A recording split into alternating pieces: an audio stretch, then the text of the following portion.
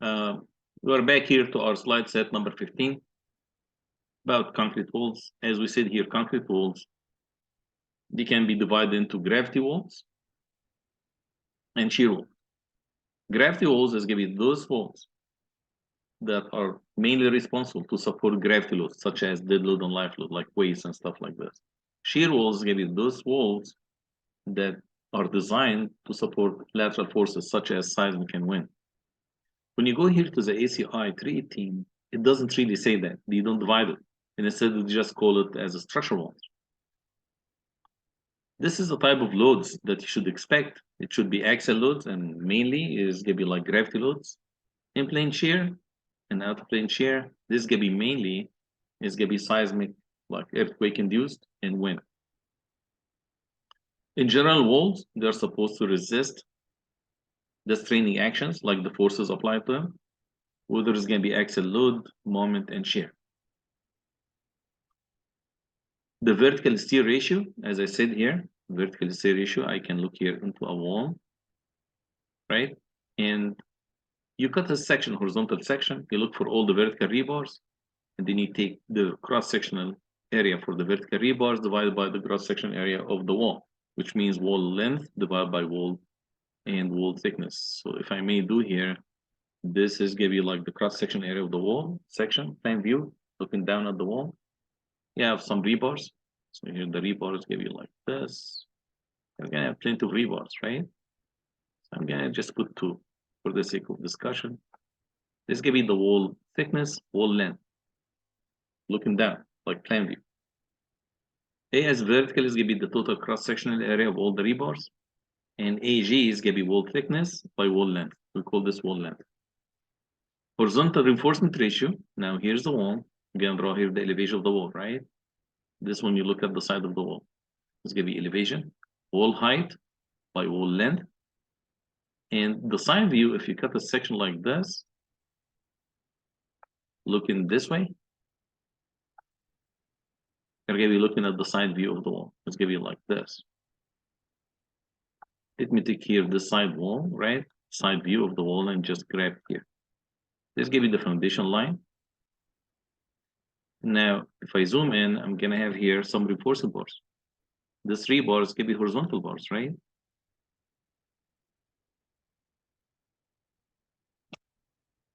Now, this gives you the wall thickness and wall height.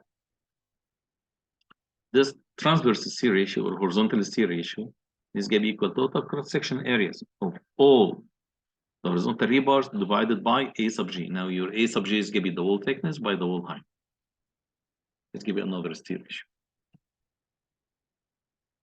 Now, distinction here between gravity walls and shear walls in the ACI is made by just this evaluation. You need to check the shear demand here and see if the shear demand is going to be smaller or equal to the shear capacity, you call this kind of gravity walls. If it's going to be more, you call this shear wall.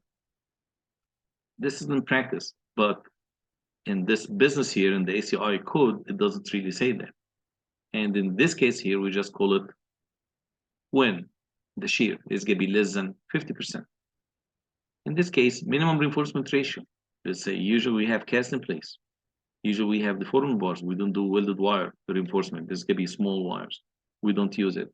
We don't do precast. Most likely we're going to be working here with cast in place. Now, if you use here rebars less than or equal to number 5 rebars versus more than number 5. Your minimum steer ratio is going to be for the vertical, it's going to be given by this percentage. And for the transverse, horizontal, it's going to be given by this percentage for this ratios. This is just the minimum. Regardless of you have this issue here that you're satisfying the amount of shear there, strength. Let's say that you have certain shear that applied to the wall.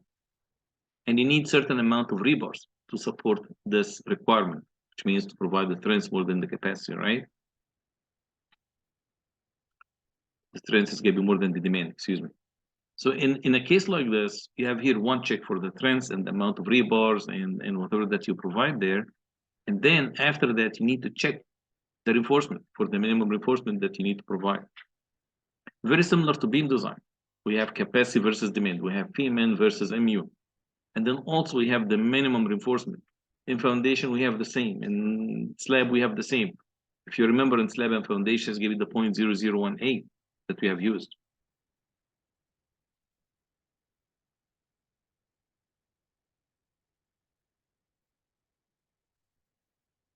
So for foundation, I'm gonna quick open this. Here is the PowerPoint, the slides for the foundation design. Just remind you here with what we have done.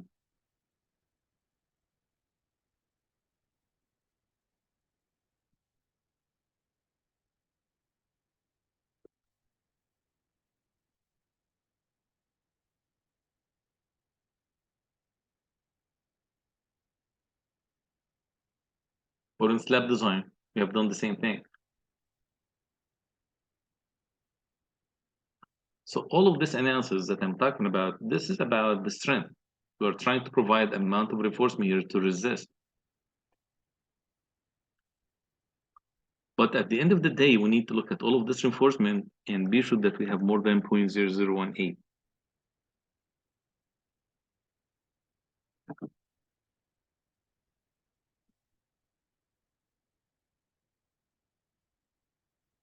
Like in here.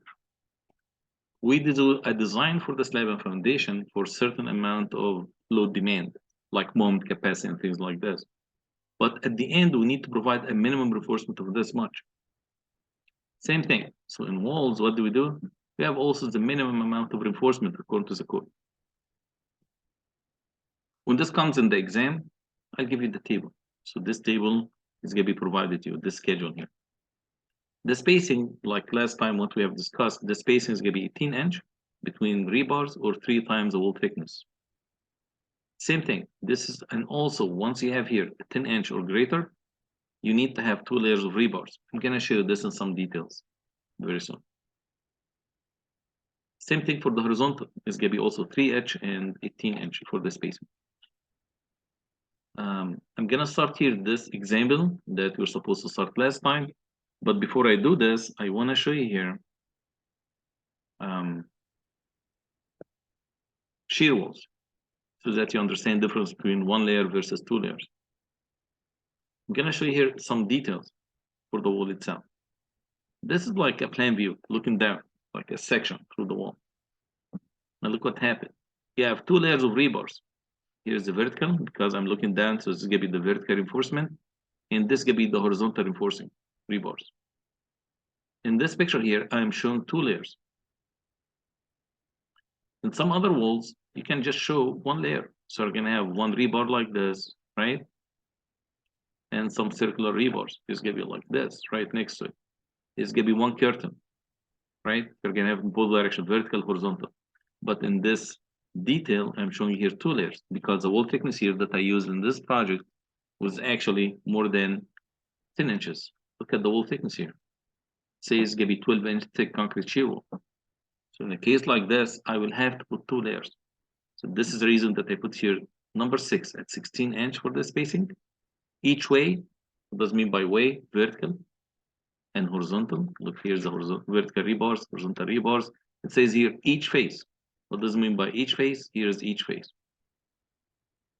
Each way means vertical and horizontal. So just to give you an idea of the flavor of having here some concrete shear walls with some rebars. So in this example, I'd like just to figure out the minimum vertical reinforcement. There is no shear force provided. There is no design for it. There is no vertical force applied to this. Just about the minimum reinforcement needed according to the code. So it says here 18-inch thick concrete shear wall. It doesn't say the wall length and the wall width, just about the thickness. So wall length, wall height is not provided. So someone's going to say, how can I figure out number of rebars? I'm going to say, well, I'm going to have it here just for the spacing. I don't have the wall length. I don't have the wall height. All what I have is just the thickness. It says here, what is the minimum reinforcement, right? The vertical, minimum vertical reinforcement that you need to provide. And it says here, ASTM A16, grade 60. Do I need the grade? I'm going to say yes. Let me take you back here for the schedule or the table in the code. The grade is going to be important because if you're going to be lower than 60, you need to go with this ratio. If you're going to be above or equal to 60, I'm going to be going with these two values. So grade of the rebar is going to be important. Grade 60 is going to be here in this line. Let me go back here or move forward to my example. It says here 18-inch. Now I know once I have 18 inches, it's going to trigger 2 layers of rebars. This is why it says here each face, so it makes sense, right? Each face is correct. Any of this choice should be fine because it says here each face. So I need to go more in depth and review the amount of reinforcing we're providing here. For the spacing says it's going to be equal to 3 times the wall thickness for 18-inch. It's going to be the what? The maximum spacing. Maximum spacing here is going to be 12-inch. The wall thickness is 18 times 3. So all of these, I mean, may work. I don't know yet. So I really need to figure it out, to calculate it out. Because if one of them says 24-inch, I'm going to say this answer is not good. This means just cross it out. And here's 12, 8, 12, and 18 for vertical and horizontal. So I need to try all of that for the C ratio. You say, okay, here's the solution for each one of these options. Solution means, what does it mean by number 5 at 12 in terms of a C ratio? What does it mean by number 6?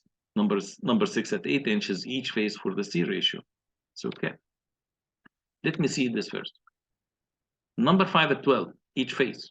It means that I have 2. Why? Because I have each face. I have 2 layers of rebars. Just look at this. This is going to be for the vertical, right? For the vertical, I'm going to have here 2 rebars. 2 rebars. The spacing, as you see here, it says here 18-inch max, just to strengthen the point. But it says here, each face, I'm going to have here 2 rebars. So you say, okay, now I understand what is this to come from, because I have each face. The rebar size number 5. So A sub B for this rebar. What is A sub B? Cross-section area for one rebar. A sub B is going to be 0.31. For number 5, for number 6, 0.44, number 7, 0.6, number 5 again, 0.31. So what is this going to be the area for one rebar? Very similar to what we have done in this lab.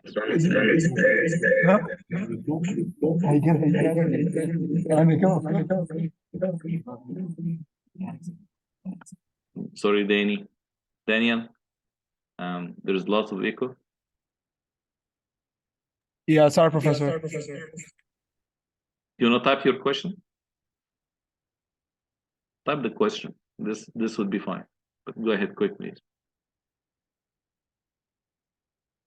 I don't have a question, Professor. I accidentally unmuted. Okay, all right. All right. So the 0.31 on all of this is going to be cross-section area for one rebar, right?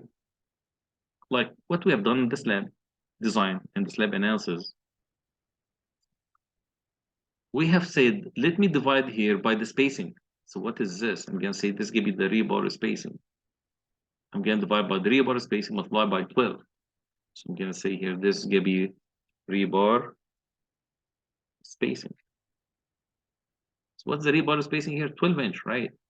8-inch, 12-inch, 18-inch. So I divide here by the rebar spacing. Multiply by 12. Why 12? Because usually I'm going to be taking 12-inch strip and consider it in my analysis. I'm going to say this is going to be strip width of 12 inches. Okay, makes sense. So now I'm going to have, because it's going to be 12 inches, this is why I have this is going to be per foot. So now I have AS as a square inches per foot. So, okay. I can add here a little bit of analysis. I'm going to say, you know what? If you want to find out this C ratio for this one, right?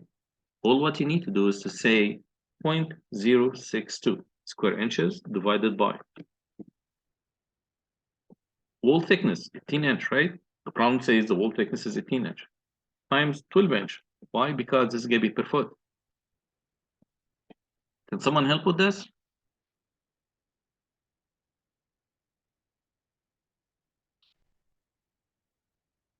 I'm getting here 0.0029. Does it make sense? Is anyone coming up with the same answer?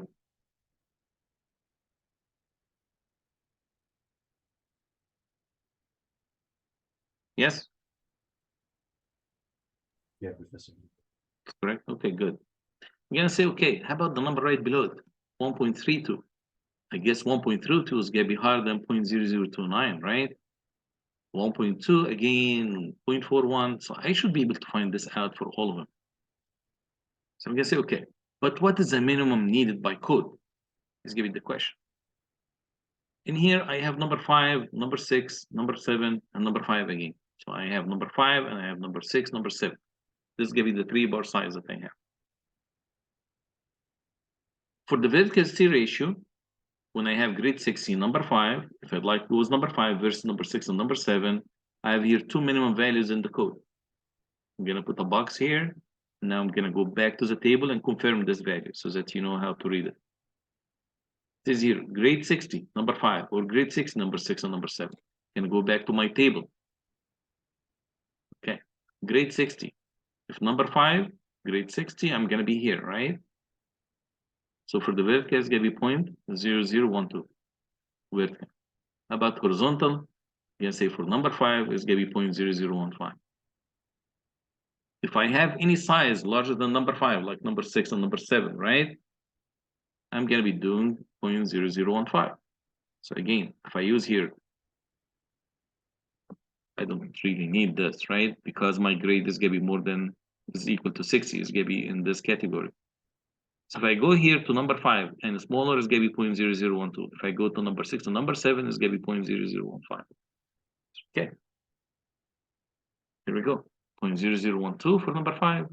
Number 6 and number 7 is gonna be 0.0015. Good.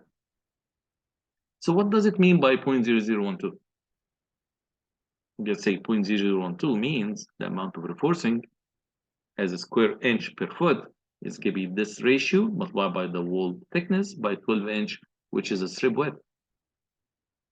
It says here 0.26 square inch. This is what I need per foot.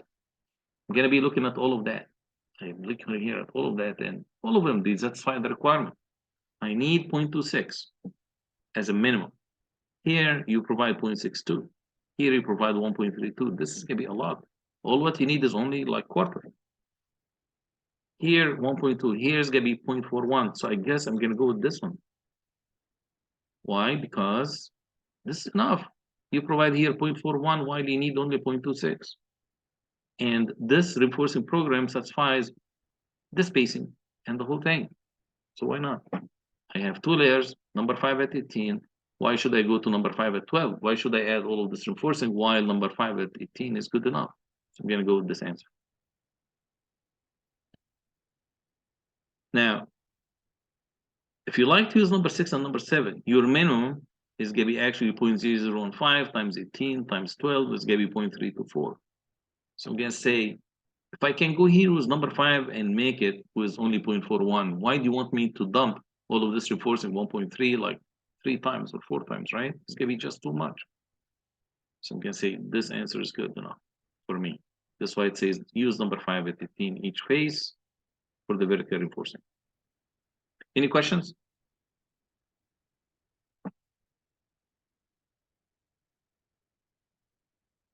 Move forward.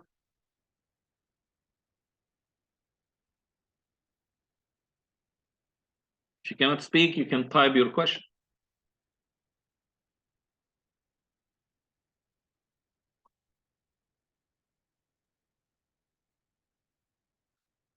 All right, continue. Now, the horizontal reinforcement. I have the same reinforcement program, same number of rebars, same spacing, which means AS here is going to be the same for vertical and horizontal. It says here when you have number 5 versus number 6 and 7, minimum reinforcement is going to be 0.002 versus 0.0025. It's going to be for the horizontal. It's okay, let me confirm these 2 values. I'm going to go here to slide number 7 that has a table. You can say, okay, let me go back to it. Now I'm working here with the horizontal rebars. If I have number 5, it's going to be 0.002. If I have number 6 or number 7, It's gonna be 0.0025. All right, okay, let me go here. Yeah, it's correct. 002, 0025. What does it mean by 0.002? I'm gonna take here the 0.002, the ratio times the wall thickness times 1 foot strip. I need here 0.432. Would that work in this case? I'm gonna say no, this is not good, right? I need more rebars than whatever is provided in answer D. But if I want to keep it number 5, my next level of adding reinforcing is gonna be number 5 at 12.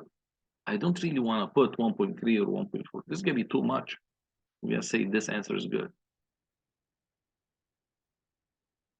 It means I'm gonna be using here number 5 at 12 within this answers. It's good. Satisfy the spacing. I have each face, which means 2 layers. I'm gonna have here horizontal. Yeah, it's good. And number 5, this grade satisfy the minimum grade. Done.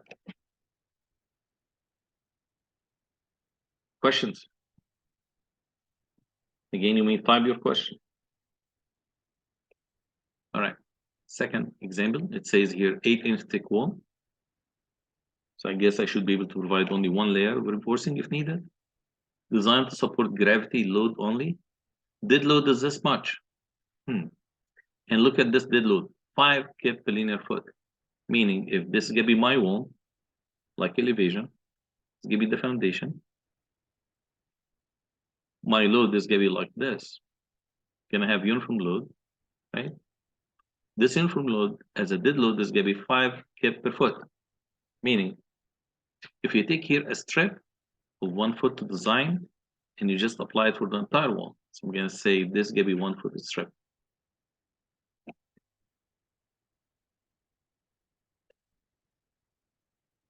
Now, if we cut the section through here, my section is gonna look like this.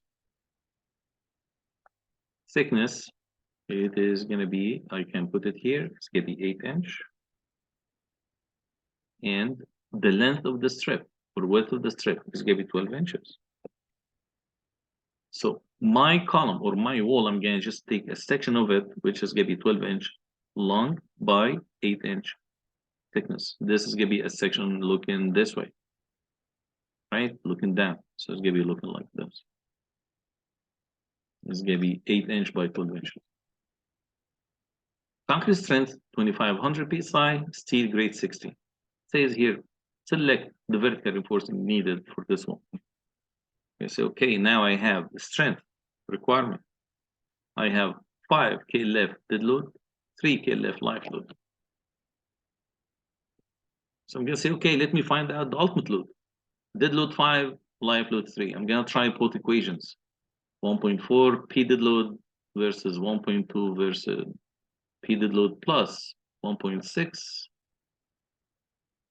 P life load. This usually controls your design when the dead load and life load are close to each other. 1.3 times 5, I have here 6.5 versus 1.2 versus plus 1.6. It is going to be 10.8. There's a typo here. Look at this. You see this 1.3? Should have been 1.4, right? Can someone try the number? If there's 1.4 times 5. It's 7 KLF. 7, yeah. That was made for different code. So it's gonna be 7 KLF. This is the correct value. Right? How about this one? Can someone help me also with this? 1.2 times 5 plus 1.6 times 3. 10.8 is correct. So 10.8 is good. Okay? So this one here is 10.8 kip per linear foot. We're good about that. Now, the wall thickness that I'm working with is going to be this one, 12 by 8, right? It's going to be only a small section of the wall. I'm not taking the entire length of the wall. It's not given to me. I'm going to just design one strip of a foot, and that's it. Now, the cross-section area of this column now becomes 8 by 12, thickness times length. It's going to be 96 square inches. When you have here, let's say that I'd like to use here number 5, right? Smaller bar, you don't need to add lots of rebars. So I'm going to start here with number 5. Your minimum AS is gonna be 8 by 12 by 0.0012. Someone's gonna say, where'd you get this 0.0012? Can say I have grade 60. I'm gonna go back to slide number 7. It has a table. Grade 60, number 5. I'd like to use here number 5. Vertical is gonna be 0.0012. Okay, this here just as justify this number here. So what I need 0.115 square inches. I don't really want to put it in 2 layers because I have 8-inch one. So I'll try here to use 1 layer only. Maximum spacing, according to the code, it says 3 times the wall thickness. 3 times 8, right? The wall thickness here is 8 inches. Let's say 3 times 8. It's giving me here 24-inch maximum spacing or 18-inch. So I'd like to try here number 5 at 18. I just would like to test it. So okay, AS now becomes 0.31, AB for number 5, times 12, the strip width, right? Divided by 18, the spacing. With that, I'm providing here 0.206 square inch per foot. I'm gonna say this is gonna be what? Provided. This is what I'd like to provide. It's okay. Now, this 0.31 times 12 divided by 18 is 0.206, more than 0.115, the minimum, right? So I'm comparing this to that. And it looks good to me. I mean, I'm providing more than needed in terms of the minimum, but I did not address the strength yet. It is true that here I put some reinforcing bars, right? 0.26, but I don't know if this is gonna be good enough, right? Whatever I'm providing here is good enough for the strength, for the capacity. Axial capacity, like a column, right? So what I need to do is take this reinforcing, take this cross-section area, and then run the column equation. If you remember the column equation for 5 columns, I should be able to use this equation. Now, the amount of reinforcing provided again is going to be 0.206. Yes, this is exactly what I'm providing. Yes, here's my equation, 0.8 for a small eccentricity. If you remember, this is going to be the small eccentricity factor. 0.65, the phi factor, right? It's going to be this factor. Maybe the 0.65. Now I'm going to have here 0.85 F prime C, 2.5. This is going to be concrete strength, right? KSI. Cross-section area of the column is going to be 96 square inches. You can go to a column or a wall. Here's the 96 square inches. Amount of reinforcing is going to be 0.206. So it's going to be AG minus AST plus F sub Y, the 6 KSI, right? Times the steel, the 0.206. This capacity here is going to be 112.3 kip per linear foot. Why linear foot? Because I'm considering here 12-inch strip. You see here, this 96 is coming from 8 wall thickness times 12-inch. I'm just designing only a strip of 12 inches. So I have here plenty of strength. Look at the wall capacity, 112. How much was the demand? Demand is 10.8. So this wall is good. Why it is good? Because I did here 2 things. I came up with the minimum reinforcement. I put it there. I assumed number 5 at 18. It was good when it comes to minimum reinforcement ratio according to the code. Number 2, I checked the strength of the column or of this wall to support gravity loads. It turned to be also okay. So I'm good when it comes to capacity and also minimum reinforcement.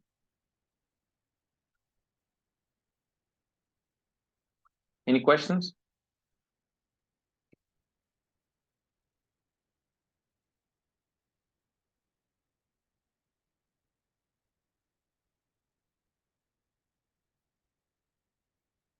You can type your questions. You have any?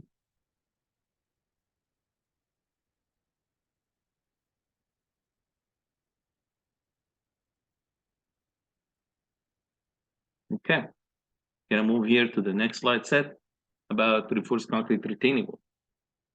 Very common thing that you see around you. Small projects, big projects. You see here some retaining walls. In general, type of retaining walls, the one that you usually see is gonna be like this, the cantilever system. This is what you call here gravity system. It doesn't have any reinforcing. We just resist the soil pressure. This is gonna be like in red, this is gonna be soil pressure. It's gonna be friction resistance. It's gonna be in this magenta or this color. And in blue here, it shows here passive. We call this passive. It's gonna be like active force. This is gonna be the force pushing the wall. It's gonna be like resistance, both of these two. It's gonna be the purple and the blue one. So we call this active again. This is gonna be passive, and this is gonna be friction forces between the soil and the footing. Sometimes when the wall gets higher, we put this counter force. It's like a tie thing, because when you push it, this wall wants to move this way, and what's stopping it is gonna be some reinforcing that you put right in here. I'm gonna put some reinforcing like this. It's gonna work like a tie. Sometimes we call this buttress wall, and this is gonna be actually in compression. So you're gonna have compression force here coming from the active force. It's gonna be resisting it this way. Sometimes also we have bridges in the bridge, or you have a pavement. Here's a bridge case or a bridge case. You have some soil coming from here because here you're gonna be driving your car or truck, right? It's gonna be moving this way on the top of this surface or in here, right? Now we're gonna have soil in this side, and it's gonna be pushing the wall. This abutment here, or this retaining wall.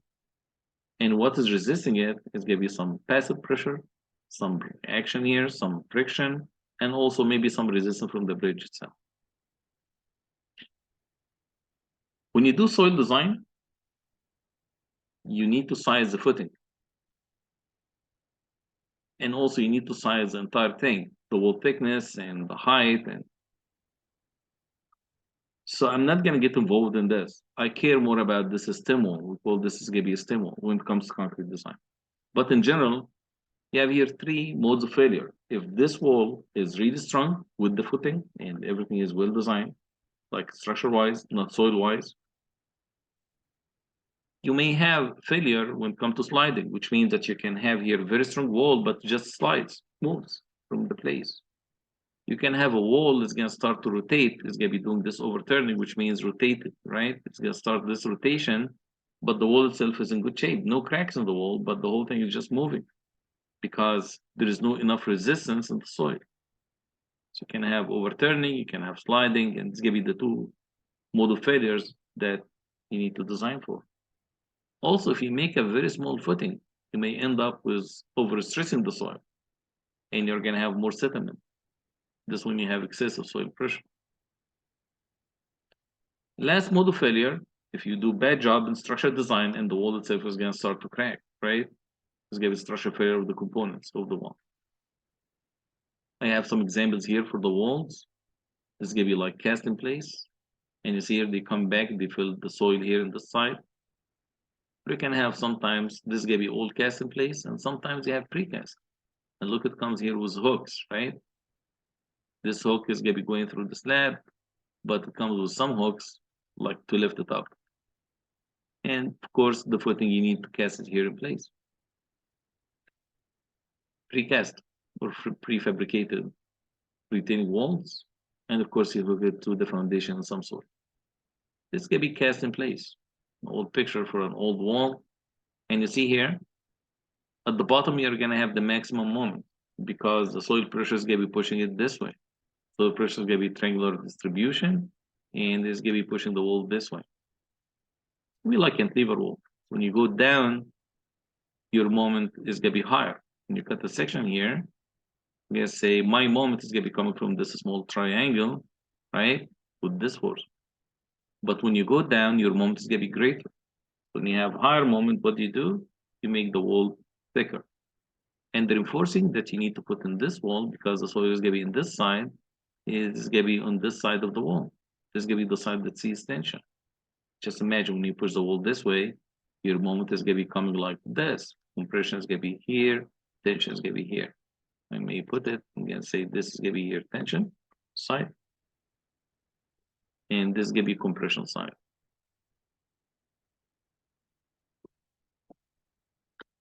Right? And if you like to think about this section, you say, okay, here's the depth of the section. Depth is going to be only up to here. This is going to be D, right? When it comes to analysis. And compression block is going to be about here. Come to analysis. So your compression force is gonna be coming like this. And tension force is gonna be coming this way. And the reinforcing force.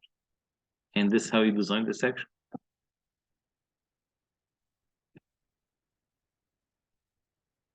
Now, the lateral earth pressure, this is gonna be also soil design. We have three cases. We have either a trust, which means the wall is gonna be very stiff, it's not moving anywhere. This one you have a basement wall here and concrete slab at the first floor. Means this wall is not rotating.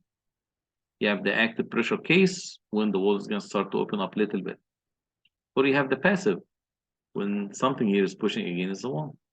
So here, your force is pushing this way and no resistance.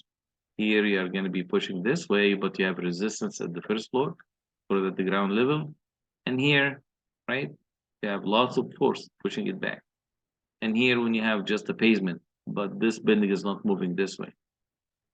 It's just to stay at rest. Sometimes we call it leveled backfill. So this area here is a backfill.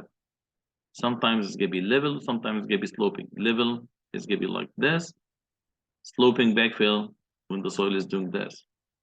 Let me show another picture here. I'm gonna go back and say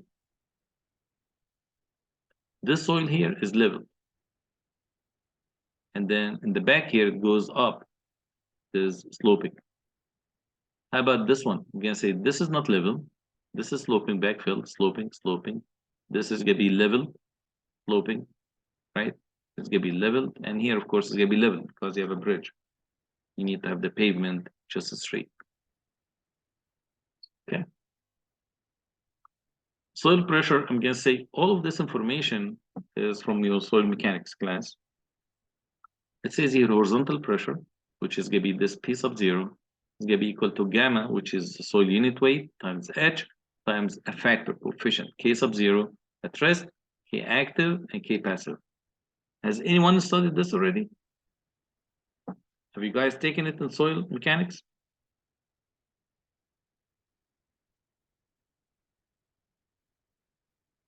Yes, Mina?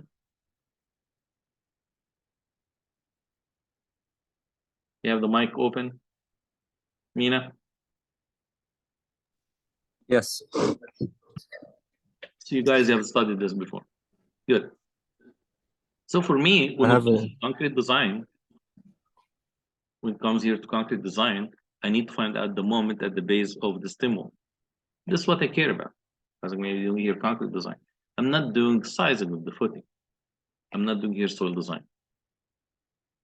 So if the soil pressure at the bottom is equal to gamma HK active, I'm going to call this P. I'm going to have here triangular distribution of the soil pressure on the wall. The force is going to be equal to the pressure times the height divided by 2 because I have triangular distribution here of the stress. And of course, someone's going to say, how about the other direction? I'm going to say is going to be 1 foot perpendicular to the screen. I'm going to say this is going to be here 12 inches. Usually I just take strip of 12 inches perpendicular, right? So this force is going to be equal to 1 foot.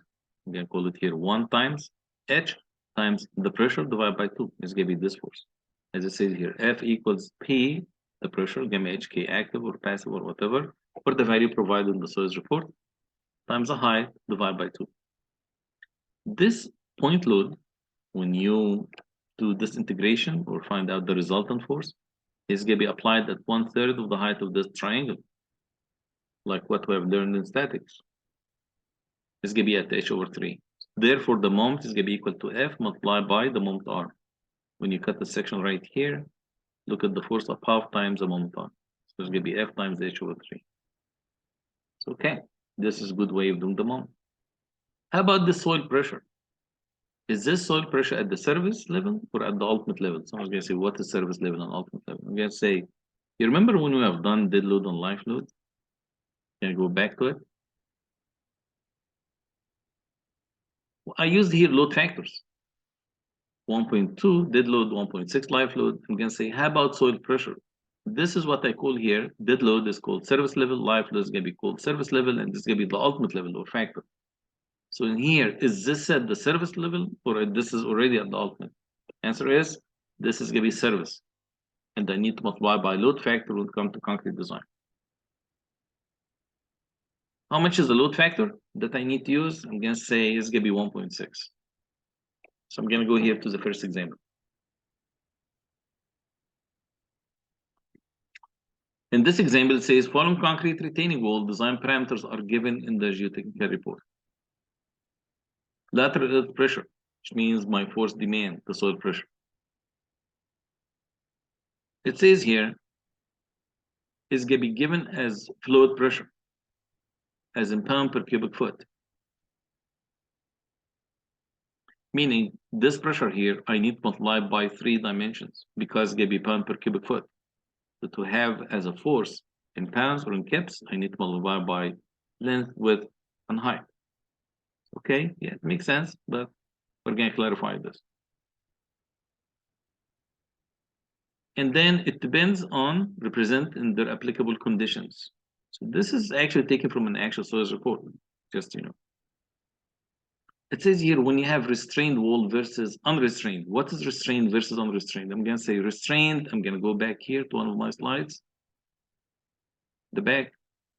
Is this restrained on the top?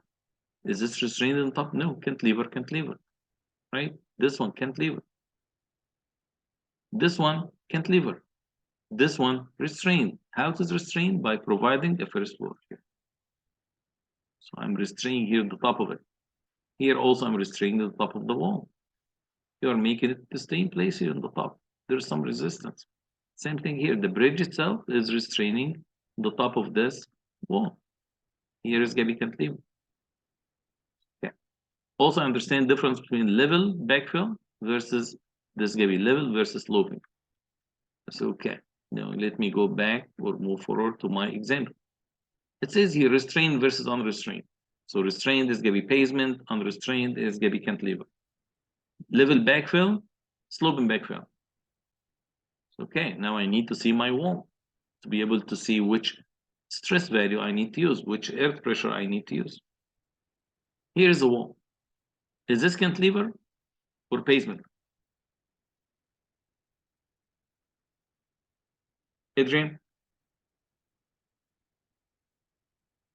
Could you repeat the question one more time? Is this a cantilever or restrained or pavement wall? That's a cantilever. This is a cantilever, good. Is this a level soil or sloping soil? Looks like level soil. Level, right? So I'm gonna say, okay, I have cantilever, unrestrained, level. So my stress value or soil pressure I need to use is gonna be 35 pounds per cubic foot. It's gonna be based on the condition given here to me, right? It says unrestrained values, right? This is unrestrained. It's cantilever system. And then it's gonna be cantilever. And then it is level. So I need to pick the appropriate value for the soil pressure to figure out the demand. It's gonna be 35 pounds per cubic foot. To give me here other information to size the footing, which I'm not interested in, I'm just designing here the stem wall. So what do I call this? I'm gonna call this stem wall.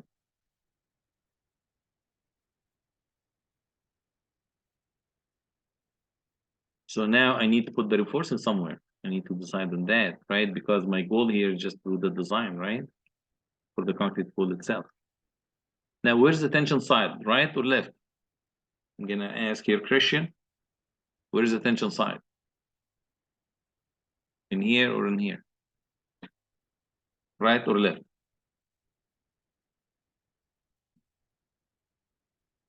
Christian, are you there?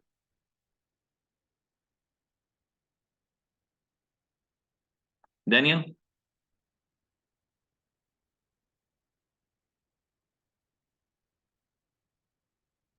Are you there, Daniel?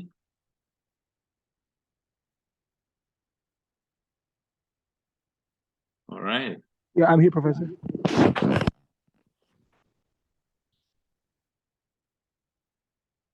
Should I put the reinforcing in the right side or left side? The main reinforcement to take the tension side. Right or left? Would it be right? Yeah, I'm gonna put in the right. Why? Because tension is gonna be here. When this wall is gonna start to rotate, it's gonna be doing this. The wall itself, right? So tension is going to be in this side. I'm going to put the reinforcing in the tension side. And say, okay, tension side is going to be here, and compression side is going to be in this side. Now, do you have the wall thickness? I'm going to say, yeah, it says here 12 inches, 1 foot. Yes, I have it. And the height is 10 feet. And the pressure is 35 pounds per cubic foot. So now I need to figure out the pressure here at the bottom. If I think the pressure here is going to be equal to this 35 pounds per cubic foot times 10 feet. So I'm going to say, here's the first foot. Right? This is going to be 10 feet, right? Multiplied by 10 feet is going to be from PCF, pound per cubic foot, into PSF. So I need to multiply the 35 by 3 dimensions. Height is going to be 10 feet. Width is going to be what? When you say the width. Width is going to be also another foot. First, gamma times h is going to be 350 PSF here. 0.35 kip per square foot. Multiplied by 10 feet, which is the height. It's going to be now the second dimension. Multiplied again by 10 feet, right? Divide by 2. Multiply by 1 foot. What is this 1 foot? I'm going to say the strip width. Let me write it down. I'm going to say this is going to be the strip width. Or 1 foot. Why divide here by 2? Because I have triangular shape distribution. And so your total force is going to be 1.75. Here's the force, 1.75. I can relate this to this. Okay. How about the moment? I'm going to say here, this height from here to there, right? This height for the moment arm is going to be 10 divided by 3. 10 feet divided by 3 equals 3.33 feet. So my moment equals 175 multiplied by this 1.33. Now I understand where is the 1.33 coming from, right? It's going to be coming from the moment arm, this location. All right, now here's the moment, 5.83. Now this is going to be at surface level. I need to multiply by 1.6 because 1.6 is going to be at the ultimate level.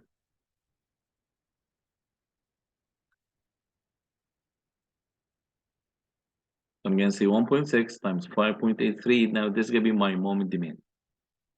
Now, where is this moment? I mean, which direction is my moment?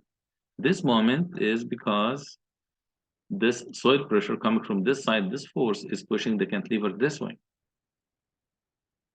So when this cantilever is going to start to rotate, it's going to do something like this. And this side is going to do this, right? And then this side is going to do this. It's not going to be straight line, it's going to be bend, right? Now the question is, where's the tension side? Where's the crack is going to happen? You say, would the tension side be on this side or on that side? This area here exposed to compression, right? And this area here is going to be seeing tension because you have the wall this way, right? You are bending it to make it this way. So tension is going to be here on this side of the wall. And this side is going to be compression. So I'm expecting tension to be in here. Therefore, the reinforcing that I need to add is going to be like this. It's going to be in the right side of the wall, which means it's going to be close to the dirt, not the other side. I've seen mistakes in actual construction drawings that they put the reinforcing, they put it like this, which is really bad. I mean, no one is going to put the reinforcing here. You need to put it against the soil. This is where the tension is going to happen. If you like to add 2 layers, it's okay. You add this is going to be the main reinforcing, it's going to be like secondary reinforcing, like compression reinforcement. But the main reinforcement is going to be in this tension side. Are we good about the tension side versus compression side?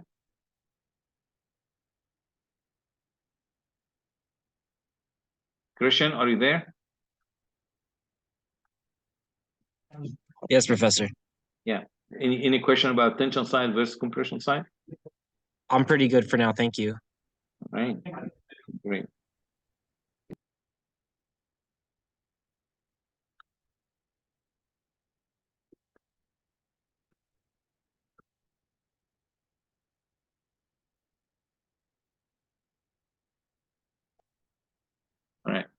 Now, I have my moment demand after I multiply by 1.6. Someone's going to say, what is the 1.6 coming from? I'm going to say load factor, right? Okay. Have I ever seen this load factor before?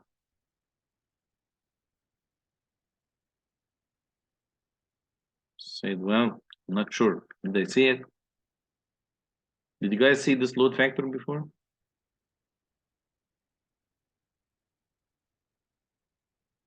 Yes? No? No.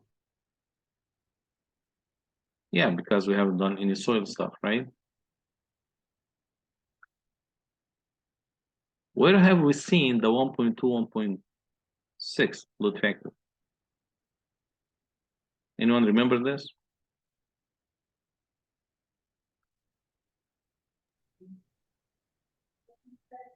It should be the ultimate load, right? Yeah, where did you see the ultimate load factors?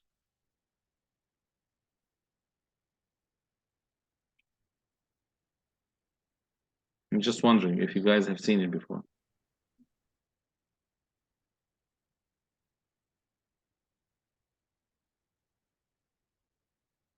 Was there a slide that shows the load factors?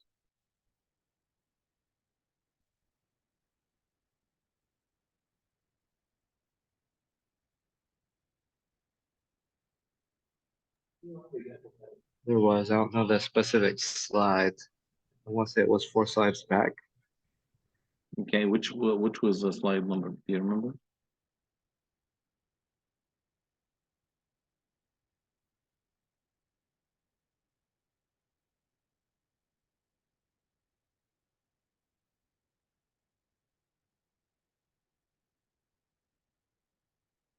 I have it right here. So this happens in the RC member design slide set number 3. All right, reinforced concrete member design. One of the slides here, it shows the load combination. Look at this load combination. It shows here 1.4 dead versus 1.2 dead plus 1.6 live. Now I'm looking for that one about the earth pressure, right? You see earth pressure is indicated as H. You see that? H is going to be earth pressure. So this is used if you have a water tank, let's say, and then you have soil pressure, or you may have a retaining wall. So you're looking into this. When I have earth pressure, what load factor that's used with H? You say, look at this. It's going to be 1.6 times H. So this is where I got the load factor from. Okay? Very good. I'm gonna go here, say okay. Now I have load factor 1.6. This is gonna be my moment demand. Wall thickness is gonna be 12 inch. I need to consider here 3 inch for the cover because it's gonna be exposed to soil. So whenever that you have foundation, so someone can say here, let's just make it 3.5 inch. So okay, yeah, fine. Why 3.5 inch? Because you're gonna have 3 inch clear plus maybe quarter of an inch or half inch to the middle of the wall. I said, you know what? The rebar size is gonna be very small. I can just ignore this for now. If I assume here number 5 is 16 inch, I need to find out the capacity of this section. Number 5 is 16, here is AS. This is gonna be A sub B, right? We know A sub B. Cross-section area for one rebar. I'm gonna be taking here a strip of 12 inches. This is gonna be strip width.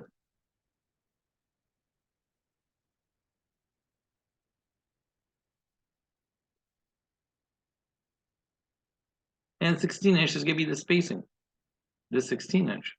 So actually I'm providing 0.23 square inch per foot. Why per foot? Because I have here this 12 inches. Compression block depth. Now my section width is, again, 12 inch, right? It's gonna be the same strip width. 2.5 is gonna be concrete strength. 0.85 is gonna be this constant. 0.23 is the area of concrete, the area of the steel. 60 is gonna be the yield strength. With that, I have compression block depth 0.54. With beta 1 of 0.85, I have depth of 0.6 inch. You can find out the strain in the steel, or you can do this equation here. So I'm gonna do here strain in the steel. How much is the strain in the steel? Can someone help here? How can I do? What equation do I use? Strain in the steel equals. You take the strain in the steel divided by D minus C, correct? Let's see here, D minus C is going to be 9 minus C. How much is your C value? 0.6 inch. You take this, right? Multiplied by 0.003 concrete strain. Then you divide this by C, 0.6 inch. Can someone help me with this? Find out the strain in the steel? Yes?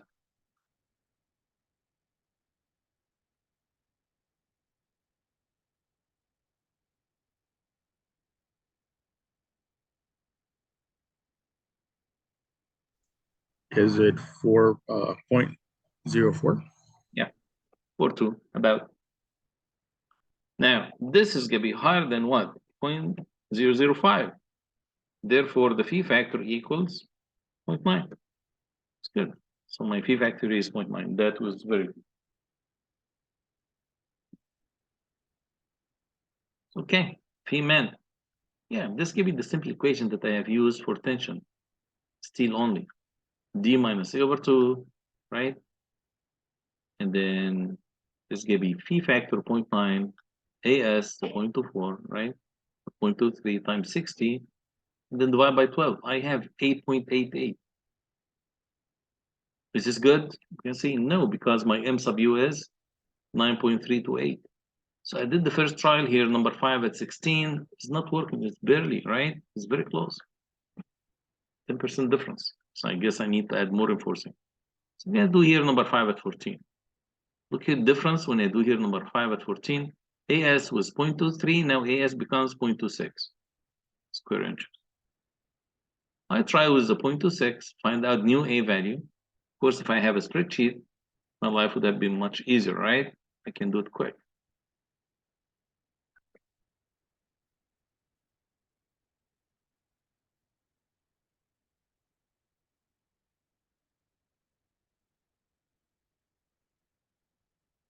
Yes, okay.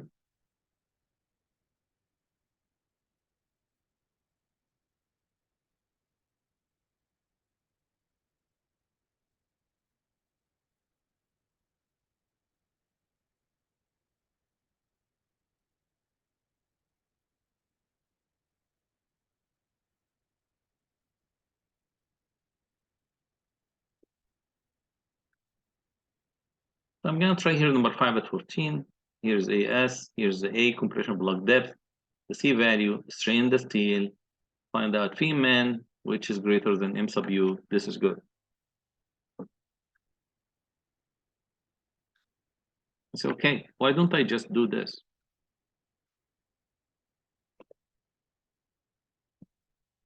Here's the spreadsheet. Let me try this. Concrete strength. How much was it, the concrete strength? I guess 2.5, grade 60.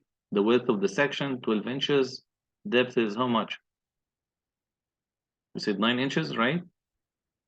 Rebar spacing. What's the rebar spacing? I'm going to say here 14 inch.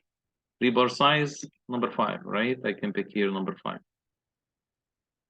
Here is A sub B, 0.31. AS provided, 0.27, which is this number, right? Compression block depth, 0.63. Is this correct? Yeah, 0.63. You see the number here.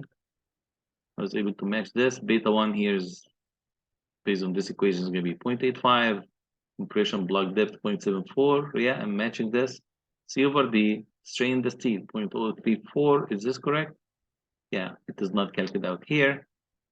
And phi factor is going to be 0.9. Now the moment is phi min is going to be 10.4. Is it 10.4? Can someone help me with this? Yes? No? Oh, the depth is used here 8.5. So let me use here 8.5. It's kind of more revised. And it's going to be 9.8. Close. And yeah, So it's gonna be 9.8. Maybe I need to change the accuracy. 9.79, just to be exact. And AS, how much is AS? Just to be exact, 266. The year is gonna be 263. It's gonna be number 5 at 14, right? 0.31 times 14 divided by 12. 0.31 times 12 divided by 14. 0.266. This is gonna be more exact for this analysis, right? Any questions on this slide set for deflection?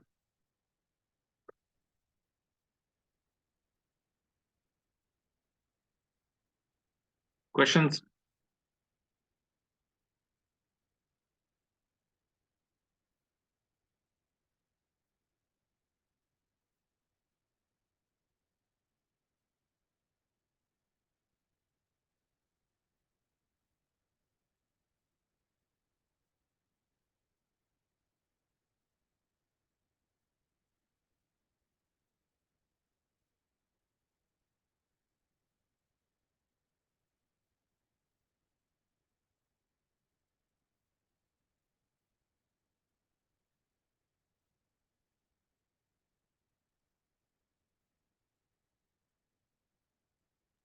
Professor?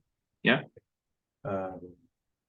Just want to make sure because you assumed numbers 5 as 16. When you use the 16 at the spacing. Could you please first just if you can raise your voice a little bit?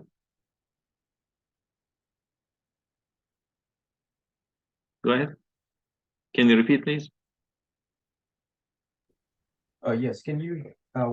What do you use 16 inch for the number 5 in the first place? Number 5. Yeah. Just Use trial. 16. I'm showing here the trials, the iterations. Oh, okay. That was the purpose of doing this. Nothing more.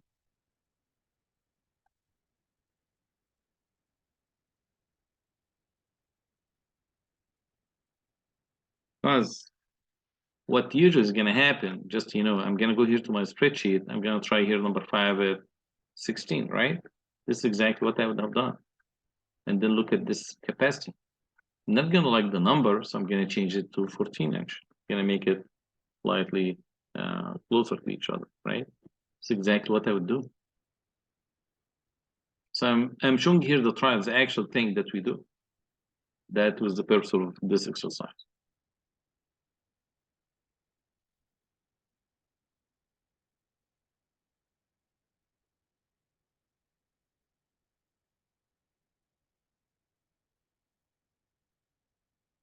Any other questions?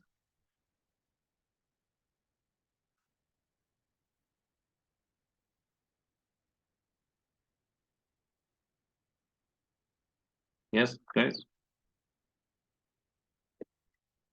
Just to be exact, I'm just trying to match the values.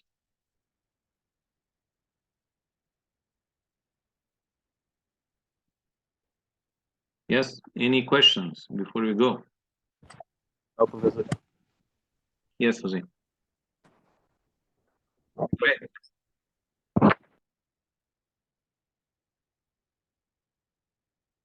All right, guys, please sign out and see you tomorrow.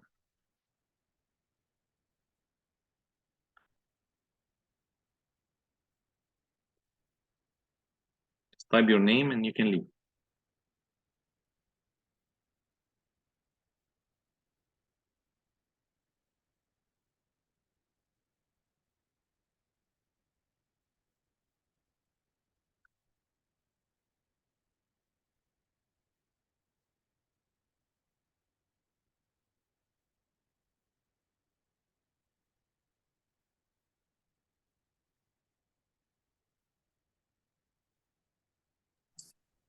Professor? Yes. How did you get F again?